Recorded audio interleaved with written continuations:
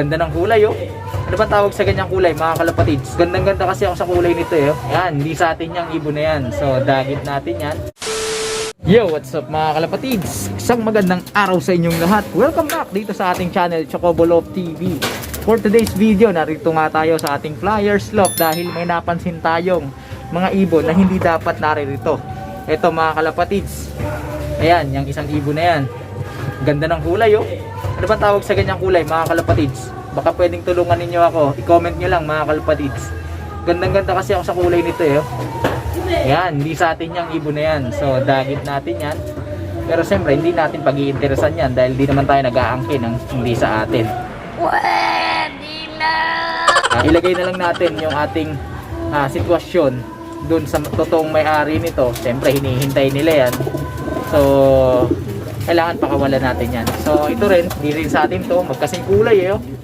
Siguro magkapatid to. Yan. Parang inakay pa to eh, pero mukhang may edad na rin dahil may kulay na yung mata. At syempre ito, yung puti. Ganda oh. Wedding line. Pero wala tayong puti mga kalapatid. So tatlo yung ibon na yan.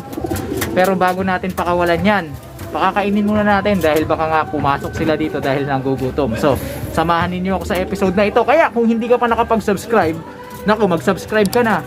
At i-hit mo na rin ang notification bell para nang sa ganun, sa mga ganitong kwentuhan, updated ka kalapatids. Huwag na natin patagalin to. Tara! Update tayo mga kalapatids. So andito na yung ating mga dagit. Nilagay ko dito sa viewing area. At nilagyan ko na rin ng konting patoka dahil baka nga nagugutom sila kaya sila pumasok. So, pakawalan ko? Pakawalan ko? Sige.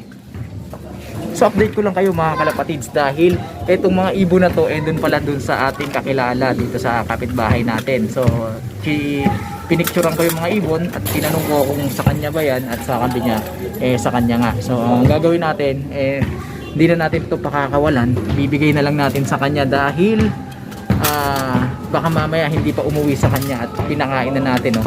So pagka ganyan nabusog yan baka mamaya hindi pumasok dun sa kulungan niya at magala-gala lang. So maganda ibigay na lang natin to para mabartolina niya at madisiplina para sa susunod hindi na pumasok dun sa mga ibang kulungan at baka maboy dagit tong mga to.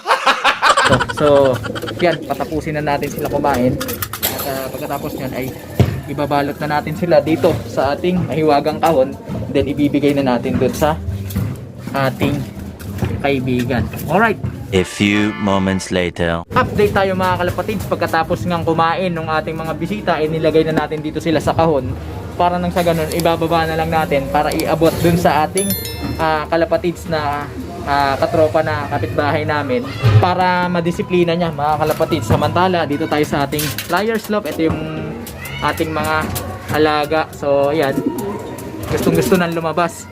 So iba sana yung ating content sa araw na ito. Ayan oh, yung naglilimlim.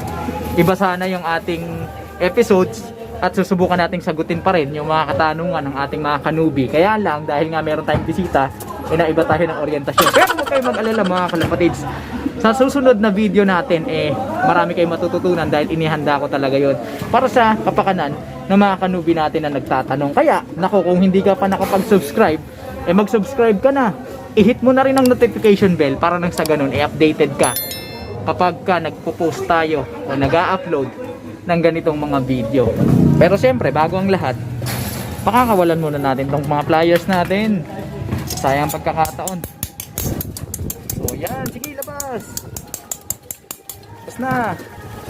Labas na, walang tatamad-tamad. Yun, naglipara na mga kalapatids. Sige. Panat. Yun, sige, lipad. Ito yung mga pang summer natin oh. Sige, lipad. 75 years later. Yun mga kalapatids, yung ating mga ibon. Kaya lang parang kulang sila ng isa. Kanina 5 silang rumoronda, ngayon wala yung isa. So nasa na kaya yun? Baka nadali na. Ayan, yung ating mga alaga, sisipag yan. Kanina pa yan lumilipad mga kalapatids. Siguro dyan na muna natin tatapusin yung ating kwentuhan para sa episode na ito. At abangan ninyo yung ating susunod na episode sapagkat doon ay susubukan nating sagutin yung mga katanungan ng ating mga kanubi, lalo-lalo na tungkol sa breeding. So napaka-importante sana ng ating episode ngayon. Kaya lang, yun nga, may bisita tayo. So pasensya nyo na, nabinbin tayo. Pero okay lang yan. Kaya kung hindi ka pa nakapag-subscribe, mag-subscribe ka na. At i-hit mo na rin ng notification bell para nang sa ganun, kapag nag-upload tayo, updated ka. Bigyan mo na rin ako ng thumbs up at mag-comment kung ikaw ay may katanungan o kung ano man ang iyong reaksyon. At kung nagustuhan mo ang video, ay i-share mo na rin, kalapatids, para nang sa ganun ay tuloy-tuloy yung ating kwentuhan, nakapupulutan ng mga kaalaman. So, paano mga kalapatids? Hanggang sa muli nating pagkikita. Ikaw, diyan ka muna. Ikaw yung nakatoka. O paano mga kalapatids? Paalam.